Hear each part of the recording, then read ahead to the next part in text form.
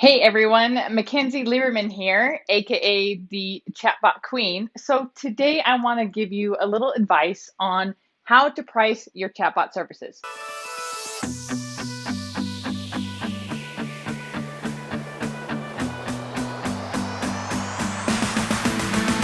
I get this question a lot from people like, "Ooh, how do I price my services? What should I charge? How do I know what to charge? What should I include?" So I'm going to go over 5 things to keep in mind when you are determining your price. So the first thing is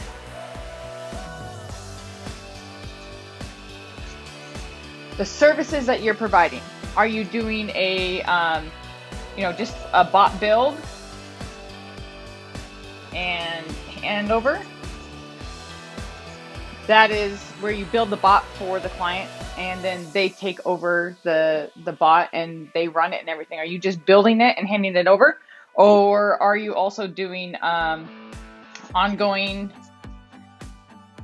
maintenance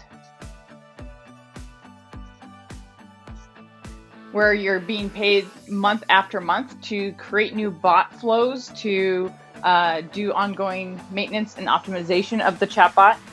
Maybe also included would be live chat coverage. So that might be one. Also, are you offering Facebook ads? So if you're offering Facebook ads along with your chatbots, then you can obviously increase the price as you go. One thing that I've been doing that has been working really well has been creating a setup fee. So let me this is for the ongoing aspect of things. So if you do a setup fee and then monthly maintenance.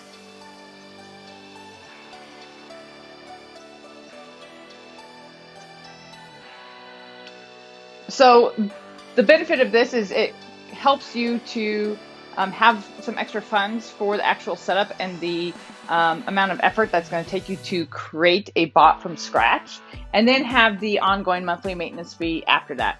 Usually the setup fee I have either equal to or a little bit less than the monthly maintenance fee. And then in the first month, you get both. And you let them know that the monthly maintenance fee or the month for that monthly maintenance fee will start when the chatbot is live, when the ads are live, whatever it is that you're going to be creating and doing on an ongoing basis, that whenever that is finished, the setup part is finished, then that's when the clock starts for the monthly service fee. So that is services. So that will help dictate how much that you can charge for. The second thing is the industry that the business is in, right? So obviously creating a chatbot for a restaurant, the cost of that would probably be a little bit different than if what you were going to charge a roofer or a chiropractor or someone who makes millions of dollars selling courses online, things like that. So knowing what the lifetime customer value is to the business can really make a huge difference. So with the industry, you want to make sure you find out the lifetime customer value. That can help you determine how much you should charge your services. So, if you're like, okay, I think I can get you, 15, 20 new leads or new customers a month, and find out, how much that customer value is. And then you can extrapolate and figure out, okay, well, based off of that, maybe 20% of that you would want to be charging monthly. So that can help give you some direction as well. The third thing is the complexity. Complexity of the bot and also the time required for it. So what do I mean by that? Well, complexity, that makes sense, like how complex of the bot is it for the build, which that could affect your setup fee. If it's a super complex bot with a ton of flows and stuff, you can then, justify a larger setup fee that way. But also integrations, just a lot of different moving parts to it. If you're creating, like, for example, I created a pretty in-depth loyalty program for an e-commerce brand, and that was a lot of work to create that. And so it was pretty complex. The time required, this could be the time required for setup. Again, kind of goes into play with the complexity, but then also the time required for ongoing maintenance. So when you're talking to the potential client, finding out, okay, how much are you going to have to create every week? I have a client that I create new flows for new webinars, multiple webinars every week. So that is a lot of weekly work that's required for the time required. Versus one of my restaurant clients, you've probably heard the story. I have a birthday ad running for that client that's been running since November of 2017, and I have not touched it. It's just bringing in people, and then I just create offers here and there for some new offers, and then covering live chat. So time required can make a difference. But with that being said, with my restaurant client, just because you think that it's not going to take you a lot of time month over month, don't totally discount your services because of that thought, right? Just in terms of thinking of to increase your price based off of your time that you need to be used every week or every month to keep working on the bot. The fourth thing, along the words of time, is time availability. So that's your time availability. How many clients do you currently have? Do you have a lot? Is it going to take you, time required to set up? That's for this one, but your time availability of just how much bandwidth do you currently have? Now, one way to increase your time availability is if you are a single, sole proprietor that you work for yourself, bring on somebody as a contractor to help you with some of the simple tasks, maybe covering live chat or building simple bots for you where you can do the more complex things. Then that will help to increase your time availability. So that would be where, even if you have extra time, then maybe you can lower your prices a little bit. Or if your time is super limited, then you can say, well, currently I've got all these bot projects that are going on. This is how much it would cost to create your bot.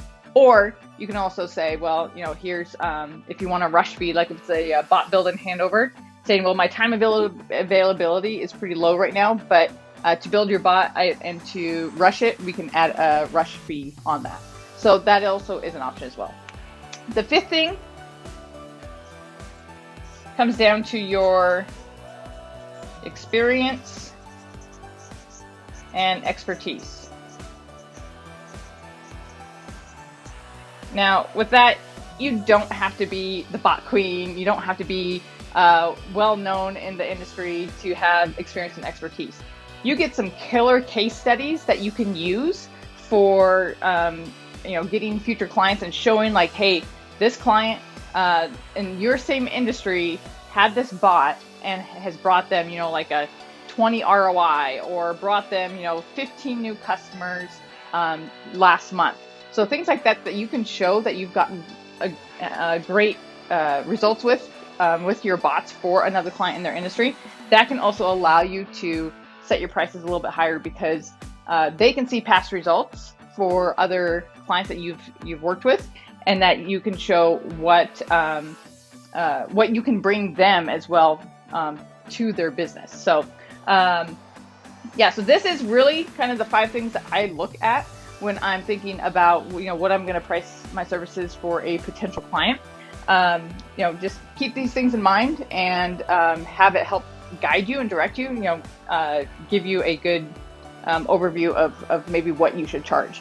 Now, if you like this and if you feel like, you know what, Mackenzie, this is great and all, but there's so many other aspects to growing a chatbot agency that I need help with. Maybe I need to have, a proposal. What should I put in a proposal? What should I ask a potential client on a discovery call? How do I close clients? If you have those questions and you want some extra help along those lines, then I highly suggest that you book a call. You can book a call by going to bit.ly/book a call with Mackenzie. And I will put this in somewhere around this video so you can click it so you don't have to type this out. But yeah, book a call with me. We'll take some time, go over your business, see what is you're struggling with, and get some clarity of how I can help you. And then at the end, I can let you know what that looks like, and then you can decide if that's something that you want to be a part of or not. It's totally up to you. No pressure. So I highly suggest, though, booking a call if you're wanting to either start, grow, or scale your chatbot agency. So anyways, I hope this helps, and we'll talk to you soon. Thanks.